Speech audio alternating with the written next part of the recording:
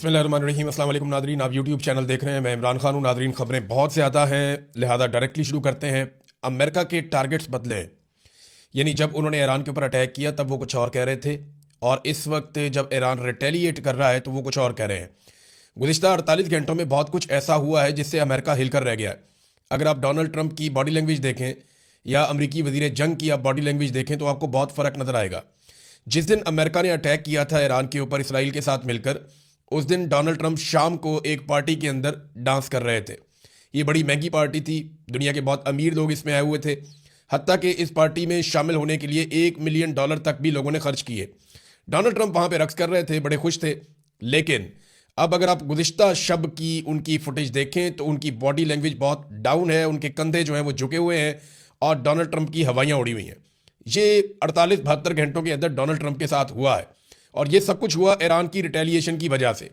पहले जो ईरान के खिलाफ टारगेट थे अमेरिका के, वो क्या थे ज़रा ये आप जहन में रख लें, क्योंकि ये नेतन्याहू और अमेरिका ने मिलकर तय किए थे, डोनाल्ड ट्रंप ने।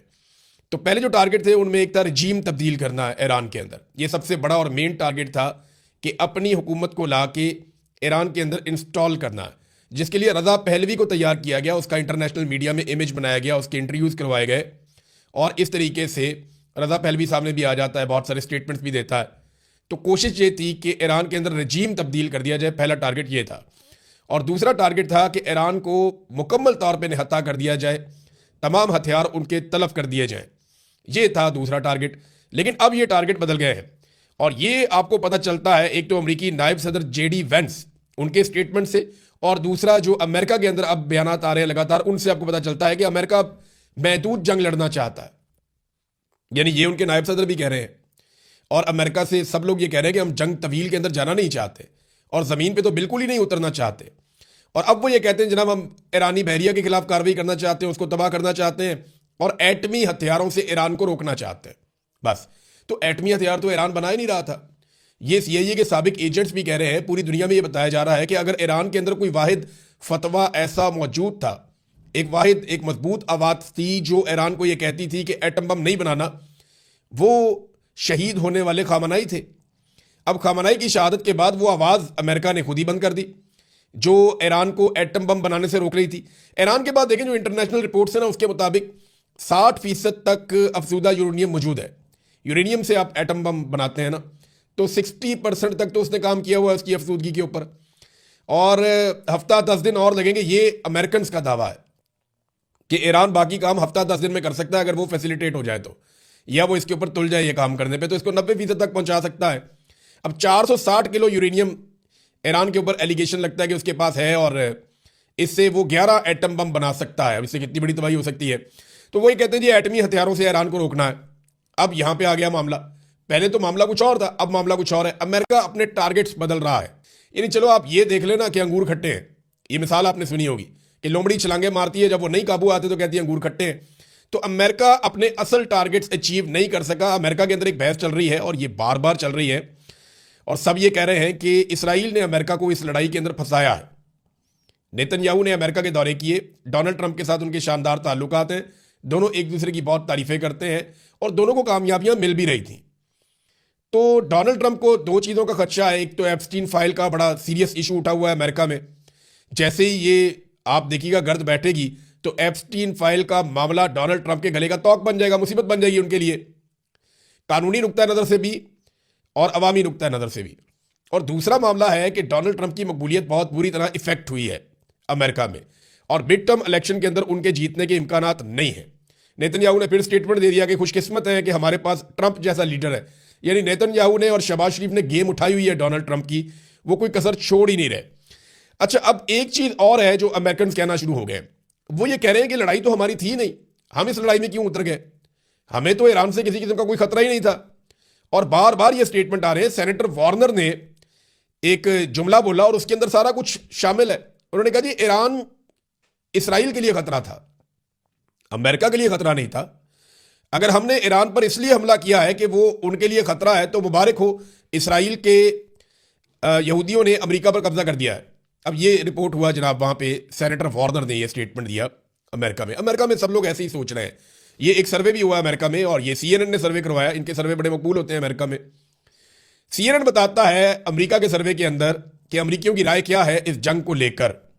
डोनाल्ड ट्रंप अमेरिकियों को ईरान के खिलाफ जंग पर कायल नहीं कर सके और 59% अमेरिकी इस जंग के खिलाफ हैं। 88% जो अमेरिकी हैं वो ये कहते हैं कि ईरान की सरजमीन पर फौज नहीं उतारनी चाहिए, यानी उन्होंने मुखालफत कर दी है, जबकि डोनाल्ड ट्रंप कहता है हम ये कर सकते हैं। लेकिन अमेरिकी कह रहे हैं कि ऐसा बिल्कुल नहीं करना चाहिए और 88% अमेरिकी इसके खिलाफ हैं डोनाल्ड ट्रंप की राय के।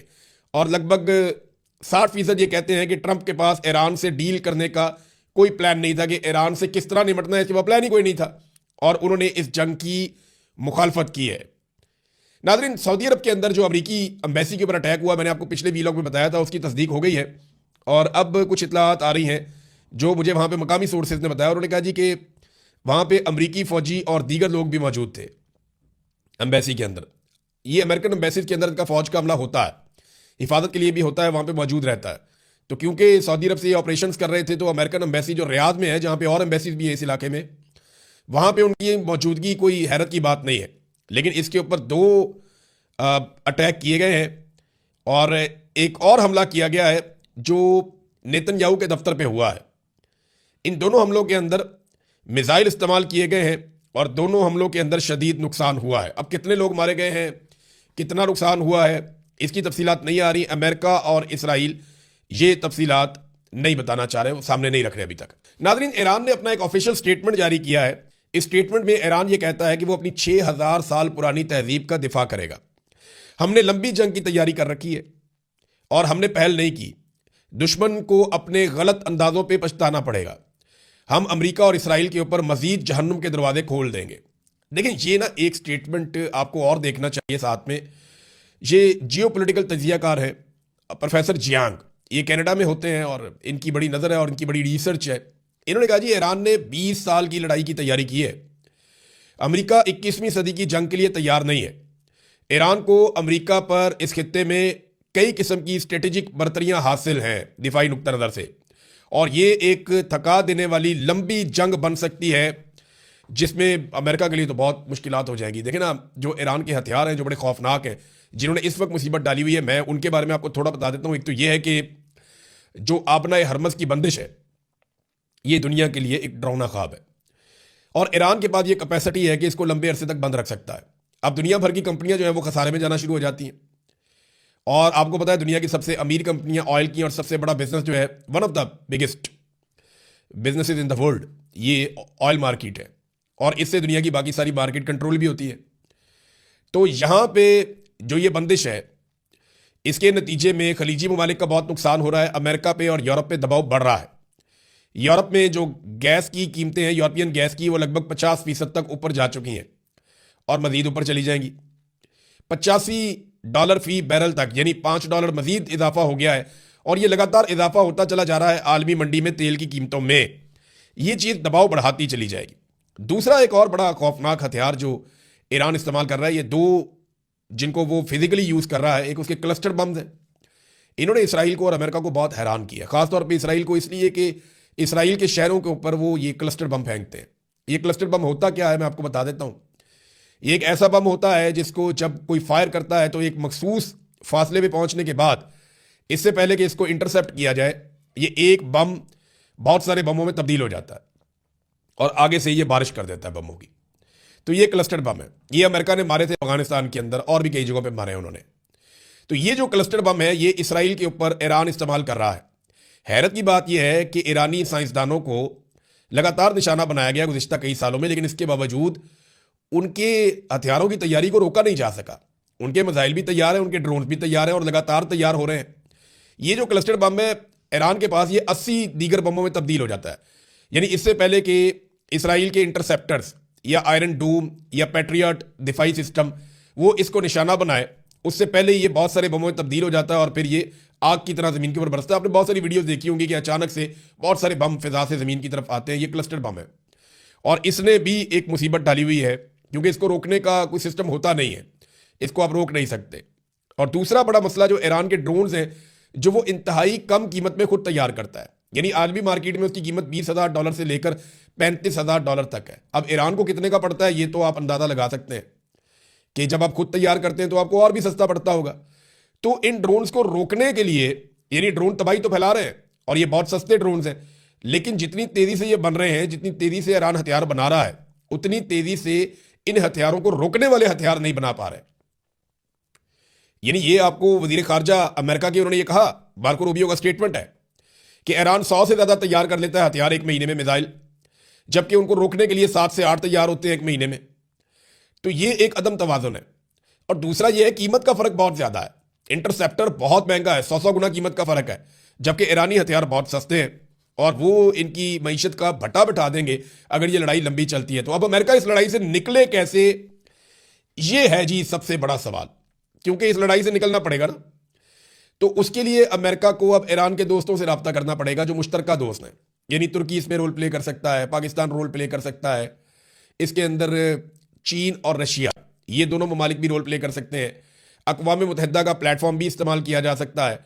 तो अमेरिका एक मरतबा तो ऐसा लगता है कि जोर और ताकत का इस्तेमाल करने की कोशिश करेगा, लेकिन अल्टीमेटली उसको ये लड़ाई रोकनी पड़ेगी, क्योंकि अमेरिका के इत्तेहादियों का इसमें ज्यादा नुकसान हो रहा है और एक बदएतमादी फैल रही है।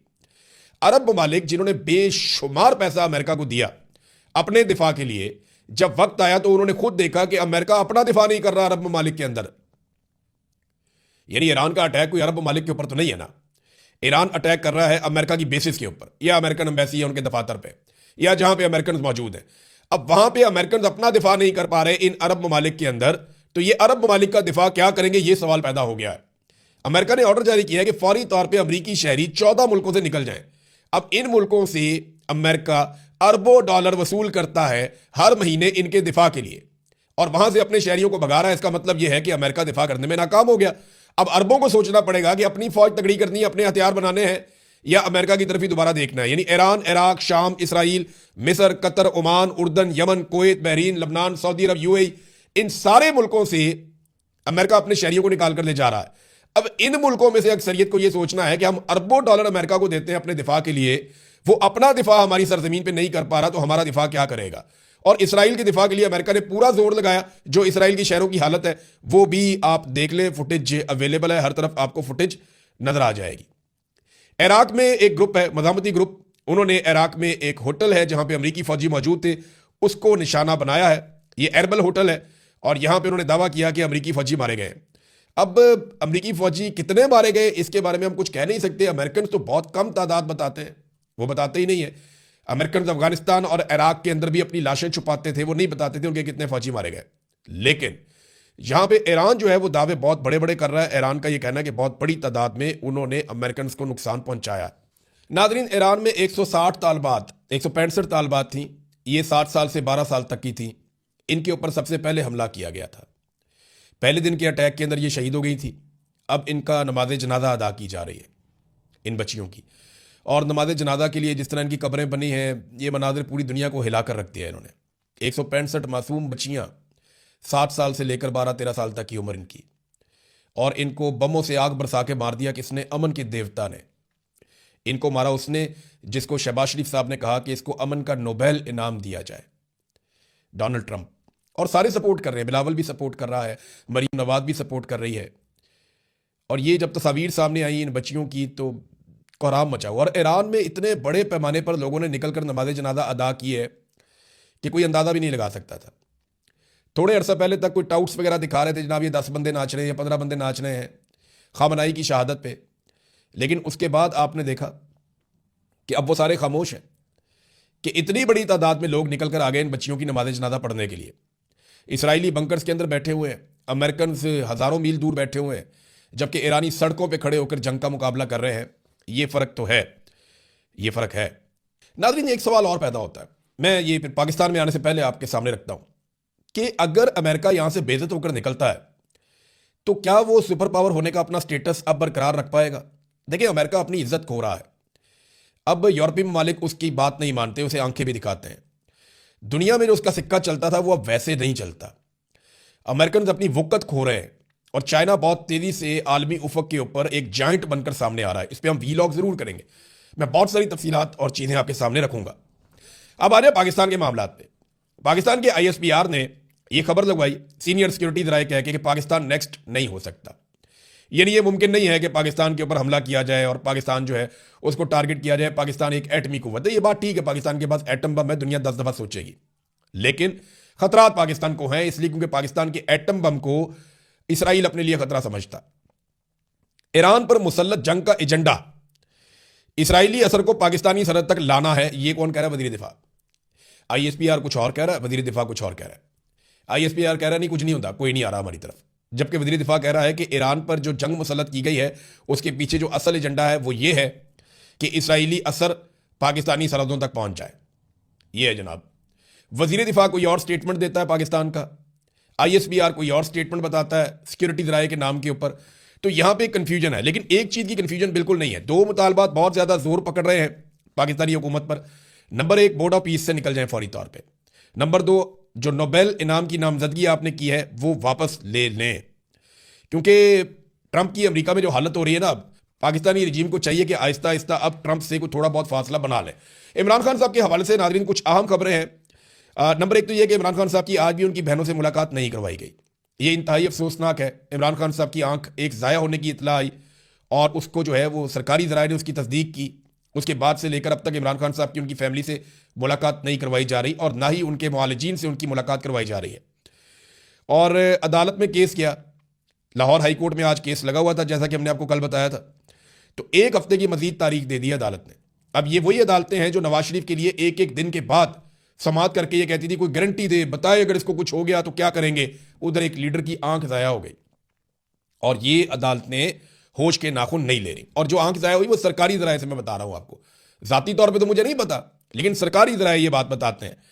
तो जो अदालत नवाज शरीफ के लिए गारंटियां मांगती थी वो अब एक एक हफ्ते की तारीखें मांग रही है। ये अदालतों की हालत है। लेकिन रात कितनी भी अंधेरी हो ना, सुबह आ जाती है। जब आपके पास सबूत ना हो ना तो आप बिलाखिर हार जाते हैं। इमरान खान और बुशरा बीबी की जमानत कबल गिरफ्तारी की दरखास्तों के फैसले जारी हो गए, उन्हें जमानतें मिल गई थी, मैंने आपको बताया था। लेकिन आपको अजीबोगरीब बातें बताता हूं कि तोशा खाना वाली जो जाली रसीदों के मामले के ऊपर इमरान खान साहब पे केस बनाया हुआ था, जिसमें जमानत नहीं मिल रही थी, उस पर प्रोसिक्यूशन ने अदालत में बताया कि हमने तो रसीद सोशल मीडिया पर देखी थी। अंदाजा करें, सोशल मीडिया पर एक रसीद देखी, उसकी बुनियाद के ऊपर पर्चा कर दिया इमरान खान पे और जनाब पकड़ लो इमरान खान को। और ये रसीदें आज तक अदालत में पेश ही नहीं की और ना इनका कोई फोरेंसिक करवाया गया। उन्होंने कहा जनाब हमने तो सोशल मीडिया पे देखी थी। फिर 9 मई वाला बयानिया भी उड़ा दिया। उन्होंने कहा जी फौज के खिलाफ इमरान खान साहब का ऐसा कुछ है ही नहीं, कोई ऐसे बयानात है ही नहीं, कोई तकरीर या सबूत अदालत में आप पेश ही नहीं कर सके आज तक, लिहाजा ये भी फारिग कर दिया उन्होंने। 9 मई एहतजाज और इक़दाम कत्ल के मुकदमात में भी प्रोसिक्यूशन कोई सबूत इमरान खान के खिलाफ पेश नहीं कर सकी। एहतजाज के मुकदमात में इमरान खान की जाए वकूआ पर मौजूदगी साबित ही नहीं होती, कोई सबूत आपने दिया ही नहीं जिससे ये हो कि इमरान खान साहब के कहने पे एहतजाज हुआ। तो अदालत ने 50-50 हज़ार के मुचलकों पे इमरान खान साहब को जमानत दे दी। ये इनके मुकदमात की हालत है। ये आसिम मुनीर साहब ने ज़बरदस्ती इमरान खान साहब को जेल में रखा हुआ है। अगर अदालतें इंसाफ दें ना और मेरिट के ऊपर इन केसों को चलाएं तो 24 से 48 घंटों में इमरान खान साहब बनी गाला में होंगे और बेशुमार लोग उसके चंद दिन के अंदर जेलों में होंगे, चाहे इस्तिस्ना लिया हुआ हो। अब तक के लिए इतने, अपना ख्याल रखिएगा, अपने चैनल का भी। अल्लाह हाफ़िज़।